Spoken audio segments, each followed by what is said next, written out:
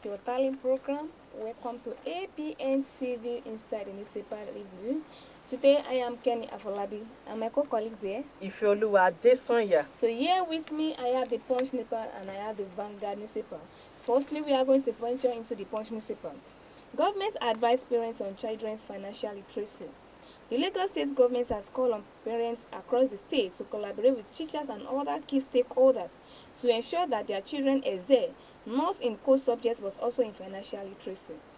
A Wednesday statement noted that Commissioner for Basic and Secondary Education, Jamiu Ali Balogun, made the call while receiving a delegation from Financial Services Company, said Rest Group on a courtesy visit to his office. According to him, the state government has been intentional about integrating financial literacy into the curriculum for students in both private and public schools, and urging parents to complement these efforts by taking advantage of every opportunity to teach their children valuable money management lessons. Ali Balogun also emphasized that care was being taken to ensure students' learning materials reflected and celebrated diversity, promoted and preserved indigenous cultures, and prioritize localized learning for students' greater literacy and improved learning outcome. Governments advise parents on children's financial literacy. The full details of this story is inside the Punch newspaper for today.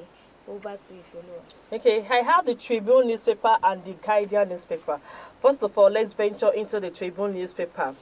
He will never allow relooting of recovered assets again, EFCC chairman. The Economic and Financial Crimes Commission, EFCC, has assured Nigerians that it will never again allow Intertol looted assets by corrupt individuals to be relooted. This was even as the Commission said good governance is a possibility in Nigeria. Chairman of the Commission, Mr. Ola Olukoyede, gave the assurance in Kashia, Kaduna State on Wednesday when he paid a visit to the main campus of the newly established Federal University of Applied Sciences, Kashia. The federal government took over the university's facility following a court order for the forfeiture of the Intertol privately owned institution. North University was a privately owned institution founded in 2021 by Anthony Hassan, a former director of finance and accounts at the Federal Ministry of Health. However, in June 2024, a federal high court in Abuja, led by Justice Joyce Abdulmalik, issued a final order of forfeiture, finding that Hassan used illicit public funds to acquire the university and related assets, including a water factory, hotel, and event center. The full details of this story is in the Tribune newspaper. Over to you, Kenny. Another story here with me in the Punch newspaper for today. Climate change fuel conflicts and displacements in Nigeria. The Institute for Peace and Conflict Resolution has sounded a warning that climate change is now a direct driver of armed conflicts and mass displacements in Nigeria and the wider Sahel region. Its diver called for urgent and coordinated action to combat it. At a high-level seminar held in Abuja on Wednesday, the Director General of IPCR, Dr. Joseph Okochu, described the environmental crisis as a destabilizing force, worsening insecurity, and fueling humanitarian emergency in fragile areas. Ochoku highlighted how ecological degradation was intensified, competing over delivering resources, particularly in communities' reliance on farming and pastoralism. Climate change is no longer a distant threat. It is a present and destabilizing force. The rising temperatures, erratic rainfall patterns, and prolonged droughts and desertification and undermining livelihood, particularly in communities' dependence on agriculture and pastoralism. Climate change fuel conflicts and displacement in Nigeria, says IPCR. The full details of this story is inside the Punch newspaper for today. Over to you, Ifeoluwa. Benue, Tinubu's visit turned to campaign lacks empathy. Obi. Former Labour Party presidential candidate Peter Obi has criticized President Bola Tinubu's visit to Benue, saying the president prioritized optics over empathy during the cordless visit. He stated this in a post via his verified X handle on Thursday. According to him, Tinubu's visit was more like a carnival than a solemn occasion. What has happened to our compassion as a people? He pleaded that the president should show leadership and visit Benue and Niger State in the spirit of deep national mourning to offer compassion and solidarity to families torn apart by the senseless massacre of over 200 innocent Nigerians in Benue State and flooding that killed similar number in Niger State, Obi said. Obi expressed disappointment that Tinubu wore celebratory Agbada attire instead of mourning clothes during the visit. The full details of this story is in the Tribune newspaper. Over to you, Kenny. Another story here with me in the Punch newspaper for today. INEC fires back as coalition over 2027 party registration delay. The Independent National Electoral Commission has told a coalition of political groups seeking to register a new party ahead of the 2027 general elections that no amount of public prayer or blackmail will override the need for strict compliance with constitutional and regulatory requirements. The electoral body questioned the coalition compliance with constitutional and regulatory requirements. The electoral body questioned this coalition with procedure, warning that party registration was not merely a political declaration, but a constitutional process governed by strict guidelines. INEC also denied reports circulating online and claiming that the registration of two new political parties, the Independent Democrats and the People Democracy Movement. Several opposition members has recently accused the electoral body of refusing to register new political parties, raising concerns about the inclusiveness of the electoral process. Former Ministers of Transportation Rotimi Amaichi accused INEC Chairman Professor Mahmoud Yakubu of blocking the registration of new political parties. And reacting to the allegation, the Chief Press Secretary to the INEC Chairman Rotimi Oyekomi dismissed the claims as unfounded and stressed the importance of compliance with the Commission regulations. INEC fires back as coalition over 2027 party registration delay. The full details of this story is inside the Punch newspaper for today. Over to you, Folua. In another story in the Tribune newspaper, one injured as armed robbers attack Mokola roundabout in Ibadan. Suspected armed robbers on Wednesday attacked traders and pedestrians at the popular Mokola roundabout in Ibadan, North Local Government area of Oyo. Reports indicate that the robbers fired shots into the air to intimidate the traders and passerby, facilitating their operation. It was also reported that one person, whose identity has not yet been confirmed, was shot during the incident. Also, it could not be confirmed whether the invaders made away with any valuables. Tribune Online gathered that robbers escaped the scene before the arrival of the security operatives.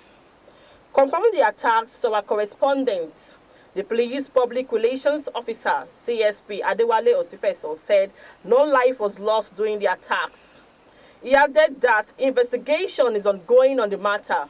Osifeso thereby reiterated the commitment of the command to the protection of lives and property of the people. According to him, there was no record of life during the attacks. Police is on top of the matter. The command will smoke out the culprits from their hideouts. The full details of this story is in the Tribune newspaper. Over to you, Kenny. Another story here with me, and before I venture into the Vanguard newspaper, we have the OSUN release press release here with me. Do not pay OSUN local government's fund into private account, local government commissioner warns CBN and AGF. The attention of the OSUN state government has been drawn to a conspiracy currently being illegally hatched between the office of the government of the Central Bank of Nigeria and that of the Accountant General of the Federation on the issues of allocation to local governments in Osun State, as the plan actions is deliberately aimed at stressing the cases around file of the Supreme Court of Nigeria. Available information at our disposal as a government indicate that the office of the Accountant General of the Federation and the Central Bank of Nigeria have concluded to plans to pay Osun local government's allocation to private accounts of some impostors. As a government, we are of the strong contention that this is quite sad, unfortunately, and unconstitutionally for these two federal government agencies to conclude plan to pay government's money into private account. This will amount to an open violation of public finance regulation. When Osun State government first heard about this plan, it quickly took a step through the office of the Editor General for local governments in the state by sending a letter to CBN introducing the accounts office of each state local government to them, such as the head of local government administrations and the directors of finance, However, to our great consternation and dismay, the CBN Oshogbo office rejected that list and then decided to pay the allocation of Osun's local government's allocation to private accounts of former government Goega Ozolaman, who submitted their names without the inputs of the accounting officers of all the Osun in the Osun state. To this, and to end with this all sense of the responsibility, we wish to draw the attention of the President of the Federal Republic of Nigeria, Asiwaju Bola Tinubu, to this constitutional synergy because we have the conviction and believe that this unlawful act is being done without the consent and knowledge of Mr. President as well as the Honorable Minister of Finance. And we wish to further add and warn that any money paid into the private accounts of any individual is not and will never be Osun State local government's money, and the consequences for this will be very severe as Osun State governments will not spare any action in line with these dictates of this law in order to redress such anomaly. Finally, we are using this medium to appeal to Mr. President of the Federal Republic of Nigeria to intervene before some people for their own self-centered reasons surface the rule of law to unconstitutionally tamper with people normally in Osun State. What do you say to this story? Oh my goodness. The story is so disturbing, for real. The story is between the Osun local government and the central bank, the CBN, why they insist on paying their own local Osun local government's fund into the private accounts. So why the federal government has insist them the central bank of Nigeria not to pay the money into the Osun local government because of the fraud. Why did they pay it to any private account instead of the Osun State local fund? Can you see the story is very critical there. It's very critical. We are in an advanced technology, The security should be more tight. At least, you like there should be. Is there no CCTV to monitor? There is CCTV, but how will they monitor the? There should be someone that will be in charge. Okay, of this. Maybe like a trusted person that will be in charge. We know that you can't trust anybody in Nigeria, but a trusted person. Would like to say maybe they should please maybe a strong security personnel, or would like to say maybe I've forgotten these states they call them I don't know how to put it, I've forgotten that all the state defense. Okay. That you are not going to know them at all. They are the informants. Yes, like an informant. Thank you. So they won't know that this is the person that is monitoring them. They won't be aware. Nobody's going to be aware. Or let's say like a spy. Okay. Yes, I've gotten the right word to use. Like a spy that will be able to monitor the activities that is being done. Because I know that there's somebody that will be in charge of it. Someone is aware of that.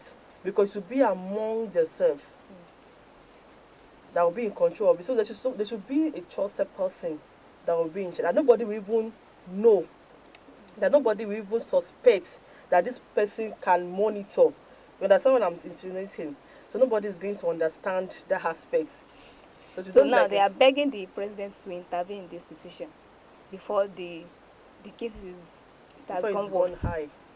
So they are begging the president to intervene. They are seeking for government intervention. So that it should not just go worse than this. But that is very, very wrong. How can you be transferring money? The Osun local government fund allocations into another private account.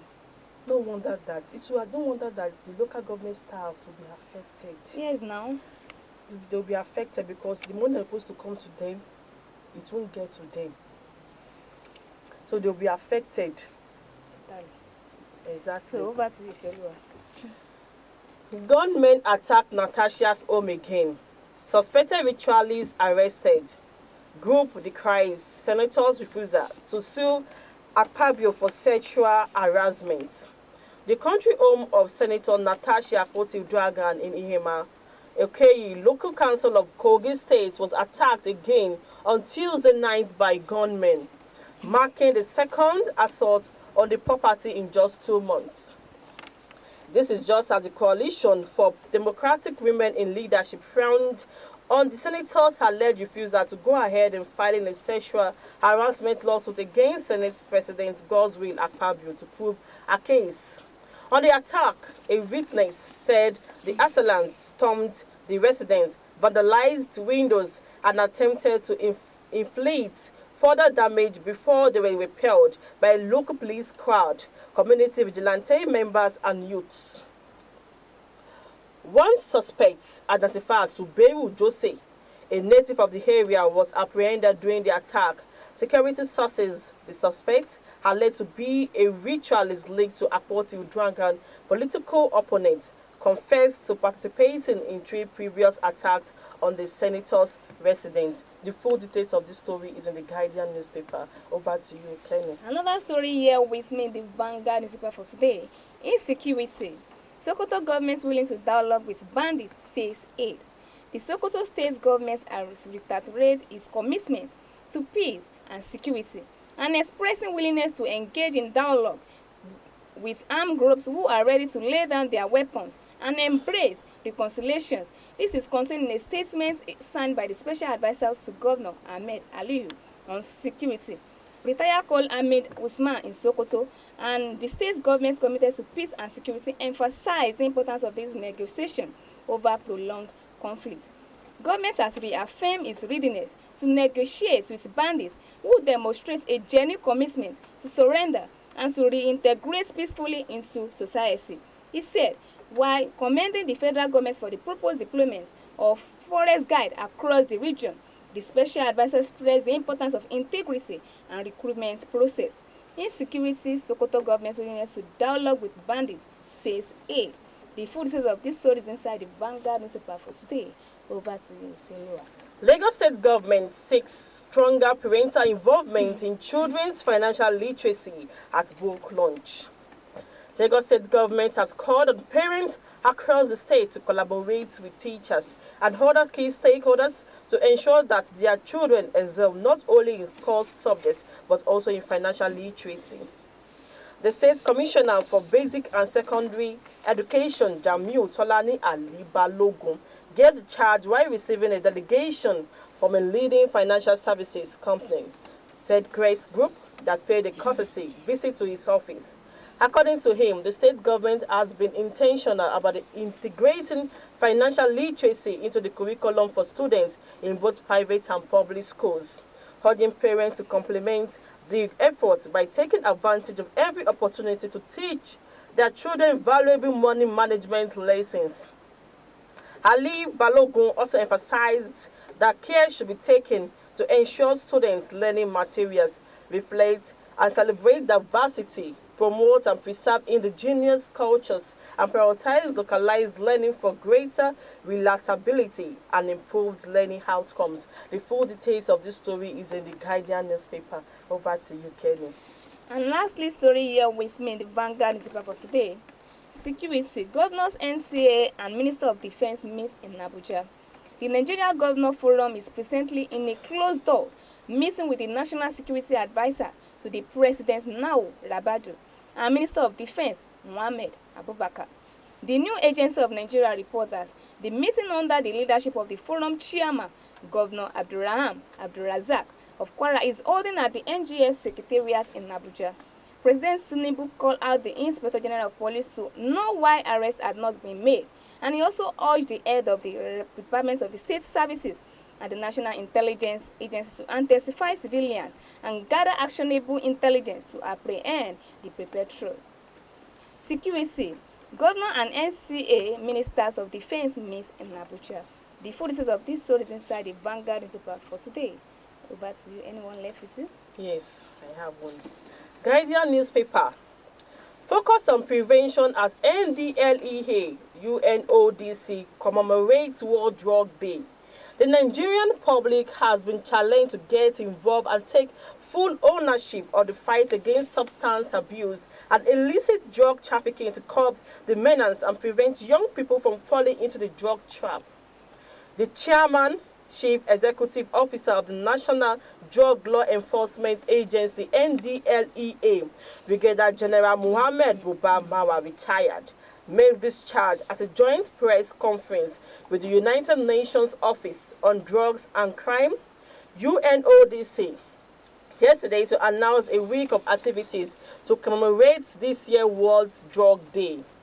As we enter another United Nations year focused on prevention, it is vital to stress that the responsibility of shielding our citizens from harmful substances does not rest solely on the shoulders of the NDLEA. It is a collective duty that demands the involvement of all, including the general public. On our part, we shall intensify our war against drug abuse, WADA, social advocacy initiative to further support families, schools, communities, workplaces, places of worship, associations, and trade unions in raising awareness on the dangers of illicit drug use and how to avoid falling victim, Mara said. This is really commendable. Creating awareness to curb drug abuse and illicit substances is the best. Yes. Creating awareness in schools. I think drug abuse should be taught in schools.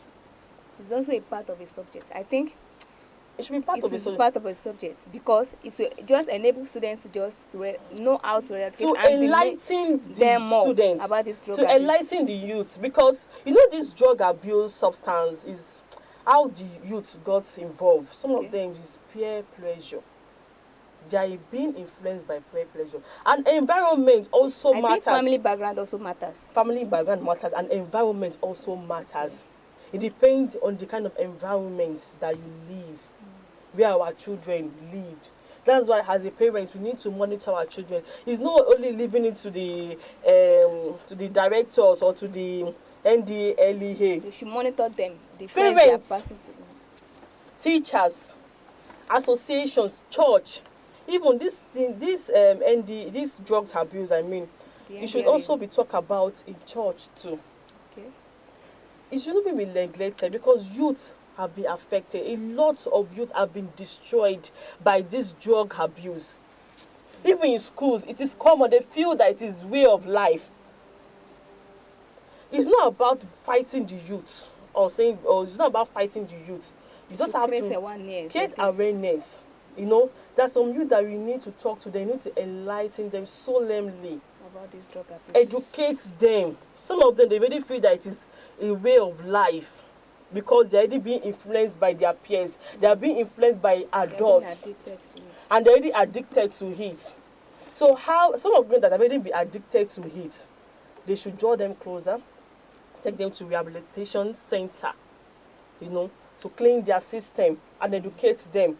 And they should not take them back to the environment, because environment is the major factor of how youth have been affected by this drug abuse. Environment really matters. I know that school also matters. yes, school, there's peer pressure, but I feel that an awareness should be created everywhere, both in schools, church, even communities. Drug abuse is very, very and the parents too, because some of you already feel that it's already part of life. Part of life, a way of life. Even now, the youth now, some of them feel that it's a way of life. That drug abuse is a way of life. That means if you don't take drugs, you don't belong. You don't know what is life. They need to be educated. They need to call them to action. It's not by arresting them or being hard on them. They just need advice, education, and awareness. That's just I think that is the best solution for them. And again, we need to come as one body, be united. The parents, as you mentioned, parents, teachers, the societies, the government, to fight this. We should not, and some parents to do encourage their children. Do you know that? Yes. You don't need to go deeper. There are some parents, I do see it on social media, that some parents. There is no big deal. There is no big deal in fact that is taking it. We want to introduce the child to it. So the child will now feel that it's a normal way of life. That's why I said that family background also affects the ways of this drug abuse. Yes, you are right. So because to continue to pass from generations to generation, any parents that involves children in drug abuse should be called to action. With the parents, with the children, they should be taken to rehabilitation center. So, anyone left with you? Not at all. We have come to the end of the newspaper review of today. To watch us live and direct, kindly follow, share, like, and comment on all our social media platforms. On TikTok, ABNTV Nigeria. On Instagram, ABNTV Nigeria. On Twitter, ABNTV Houston. On Facebook, ABNTV Houston. Which other one? Instagram. On Instagram, ABN. Please follow us on all our social media platforms to get more interesting updates. So like, share, comment. And subscribe. Turn on the notification button to get more notifications. So my name remains Ifeoluwa Adesanya, and my colleague. My name is Kenny Afolabi. See you next week. Bye.